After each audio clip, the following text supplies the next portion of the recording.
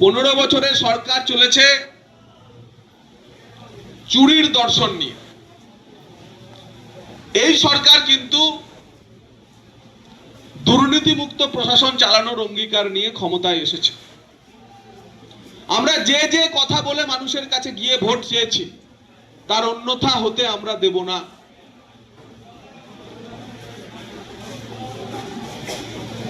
নিচের স্তরে কোথাও যদি হয় এবং এ ধরনের খামতি যদি কোথাও দেখা যায় তাহলে কিন্তু দায়িত্বশীল সরকারি কর্মচারী, অফিসার এবং কি এমনকি জনপ্রতিনিধি তাদেরও রেসপন্সিবিলিটি ফিক্সড হবে।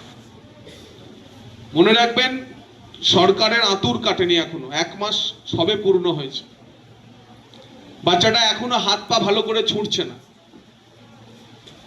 কিন্তু যেদিন বাচ্চাটা হাত পা ভালো করে ছুঁড়বে সেদিন কিন্তু বাইচুং ভুটিয়ার মতোই কিক করবে। তাই সম্পৃক্তভাবে আমরা যারা রয়েছি, আমরা যারা মিলেমিশে সবাই মিলে কাজ করছি সরকারের সঙ্গে, তাদের জন্য হচ্ছে সতর্কীকরণ যে বেনিফিশিয়ারি বা উপভোক্তা কেন্দ্রিক প্রকল্পগুলিতে যেন যোগ্য উপভোক্তারাই পরিষেবা পায় সেটা আমাদের দেখতে হবে। এবং সরকারি কর্মচারীরাও এ ব্যাপারে রেসপন্সিবল হবেন।